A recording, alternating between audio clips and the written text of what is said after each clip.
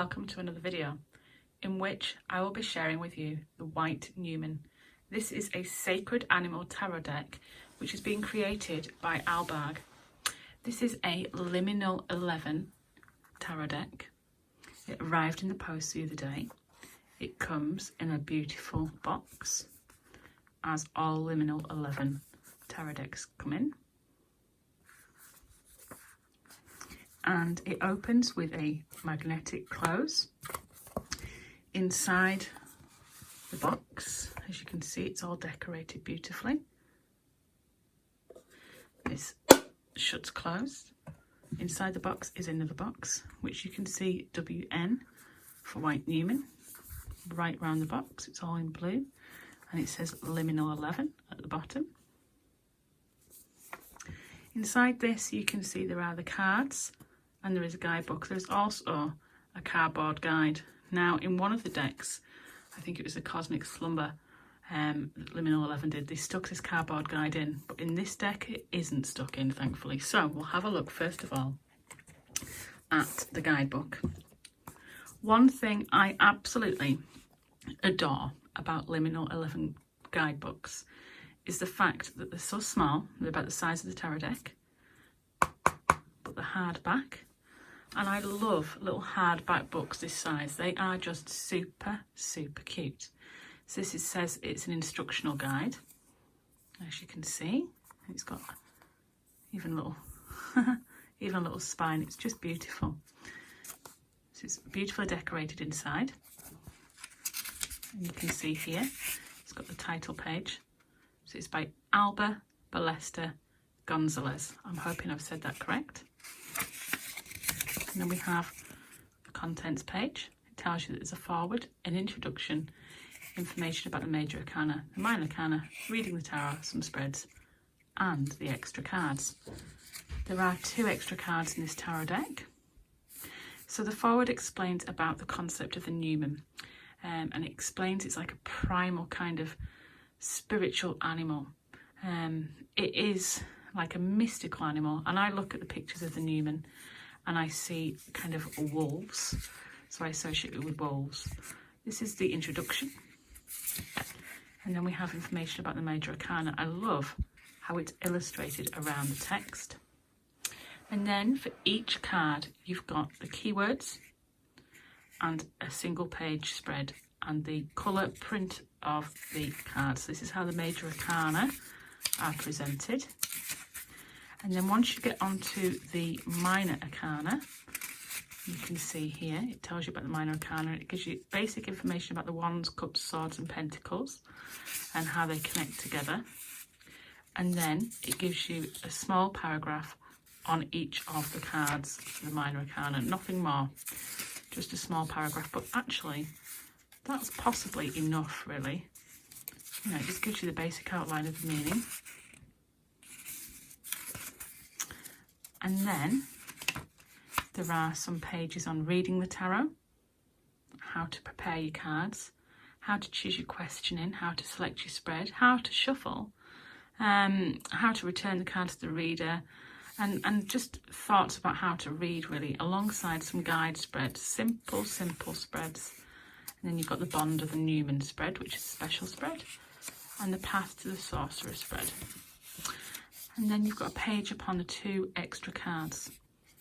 Finally, we have a little back page and then the beautiful design. So in total, I think this book is about 60 pages long. So it's not a lengthy guide, but it's certainly just enough. It's just enough. So I'll just pop that to one side. And then we'll have a look at the cards. So as I said before, the cards are in this box, and inside this box is this cardboard guide. So you can see the inside of the box is decorated just like the inside of the main box, but the guide is actually removable. Rather than being glued in, you can take it out. And I'm now going to take this guide out because I don't want to keep the guide in there. So the cards themselves, as you can see, fit perfectly in the box. They are kind of glossy. They aren't really reversible. As you can see, they have two different designs on them, and you can see the birds and the Numen there. And the cards themselves have got white borders and simple text. I don't know if you can see this, but if you look really closely, all the cards look quite grainy, but that's how they are meant to look.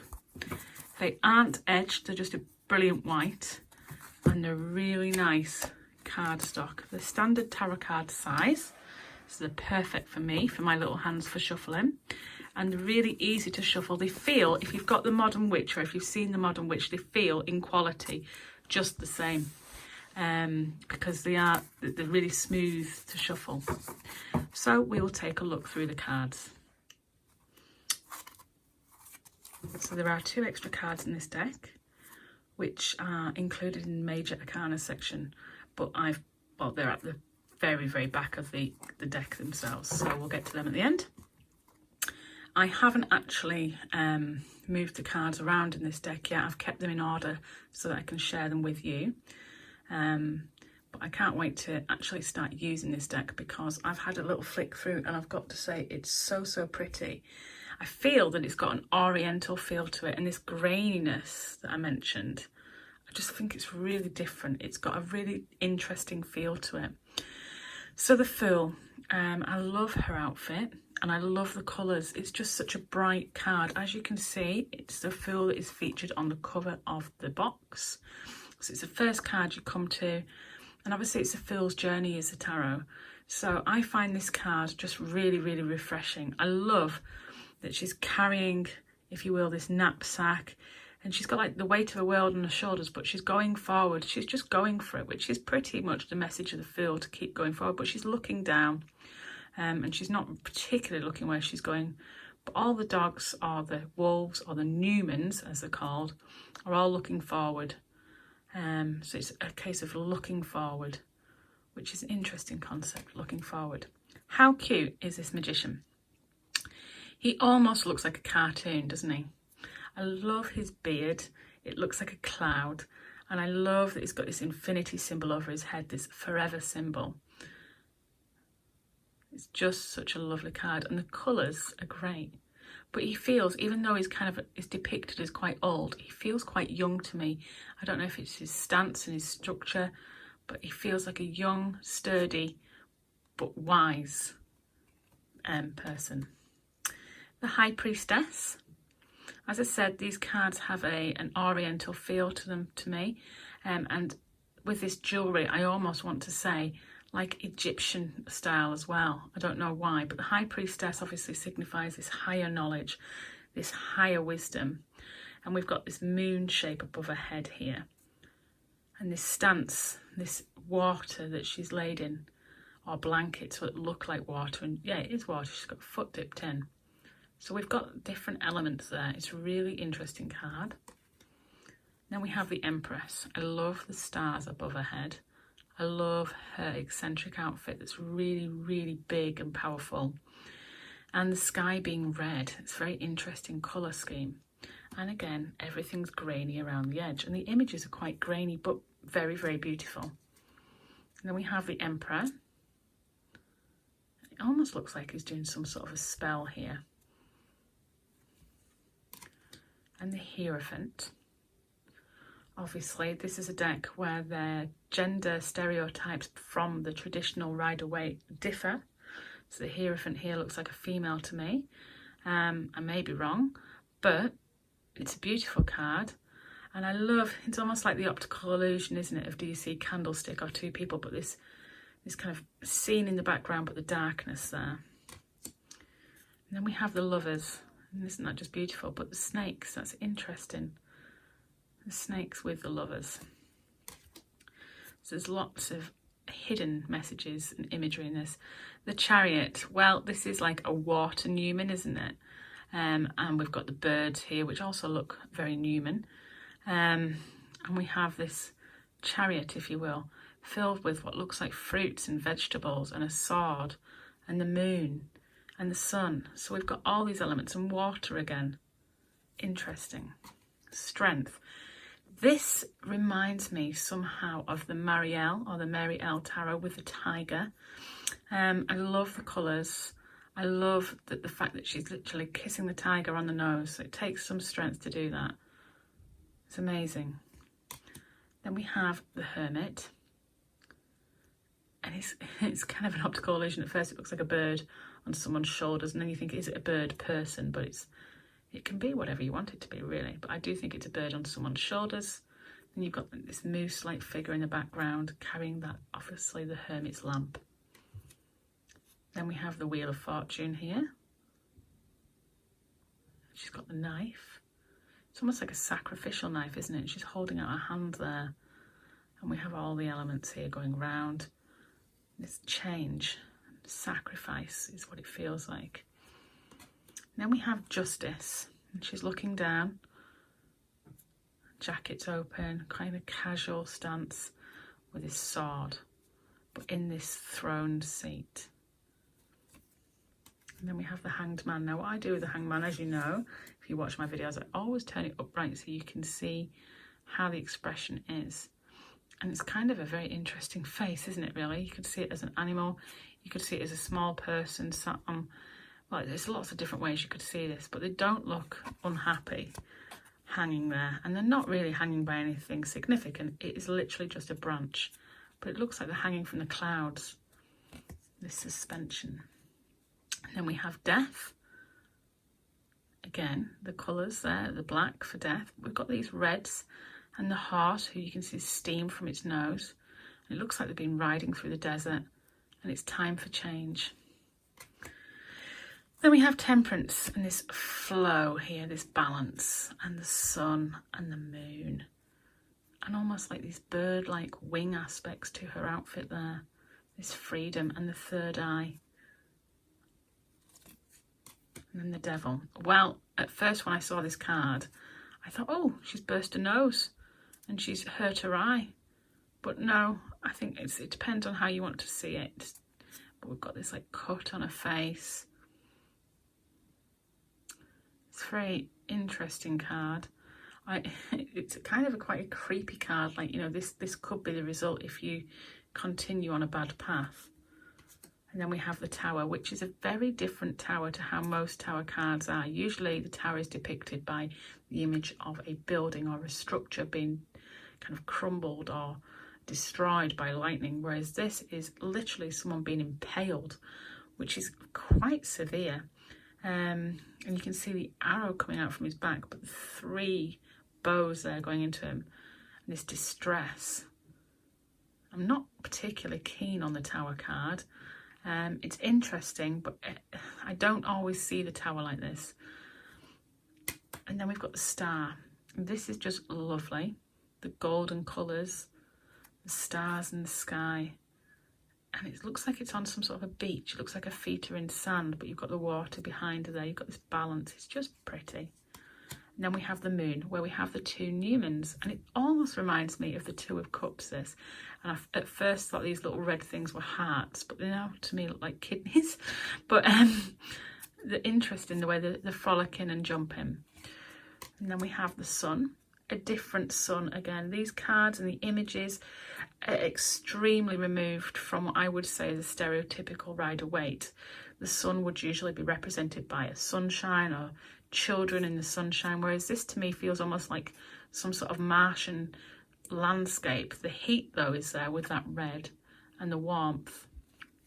And then we have Judgment, who almost looks slightly upset, but she's putting her finger to her temple in this knowing kind of way, like this reflection and thinking back. And then we've got the earth here, the earth elements of these leaves. It's a very interesting card. And finally we have the World. And usually the world is represented by a picture of the earth or a circle or some sort of completion, whereas this is a woman who's carrying roses, carrying flowers, stars coming from her hair, and she's almost got these horns here, and the moon, and the moon and the sun, and very astral kind of wholeness, balance to it. But this kind of everything is in this image, and it is like she has everything. So moving on to the Minor Arcana, we have the Ace of Wands with all these hands reaching up to what looks like a flame with a baton in it. So it's kind of a pip-ish sort of card. Then we have the Two of Wands. Now he seems to have some sort of snake around his neck. And we have them two wands here. Very reddish in colour, so the wands are particularly red. We have the Three of Wands, more snakes here, more wands, the moon above his head, and that lovely kind of desert landscape. Then we have the Four of Wands. Now I always associate the Four of Wands sort of with like celebration in a way. I don't associate this card with celebration. It almost looks like she's taking her arm and comforting her. The imagery is so different, but it's certainly a deck I'm looking forward to using because I feel the messages I'm going to get from it are going to be very different as well. The Five of Wands usually to me is like the irritating card, if you will, the arguments, the needless problems that just pop up, whereas this all looks very balanced and so, like some sort of arranged meeting, like they really do know what they're doing. So like again the imagery is different. Then we've got the Six of Wands, this, and you've got the garland, if you will, the wreath, so you have got that there from the Rider-Waite, and the Seven of Wands, which is interesting, and then the Eight of Wands, which is usually about speed and haste, whereas it's only snakes, which obviously snakes can move fast, but I find this card almost not threatening, but like a card like of warning. And we've got the Nine of Wands, this keep on trudging on, which exactly is the message here. It is the right image. And then we've got the Ten of Wands, that overwhelmment. I certainly would be overwhelmed if I was being surrounded by snakes like that. And then we have the traditional page with a leaf coming from a mouth there. Interesting outfits and that Martian kind of red landscape again. And the Knight of Wands, rather than on a horse, on a camel. Then we have the Queen of Wands, who looks very grand. And the King of Wands. Moving on to the cups, again we've got these hands reaching up and the cup floating, just like the Ace of Wands there. A very pippish kind of card, but I really like this, that the cup's floating above the water. And it's very blue, so the cups are a blue shade to represent that water, to represent the element of water and flow and emotion. And the Two of Cups here, which is obviously the card of union and the card of love. And we have this union here. We have these two dancing together, touching hands, sharing cups. It's snakes going between the cups, but at first you will mistake it for water, naturally. And we have the Three of Cups, the sisterhood, if you will, the get-together. I first saw this and thought, oh, they're all wearing headphones, but they're not. And we've got the Four of Cups.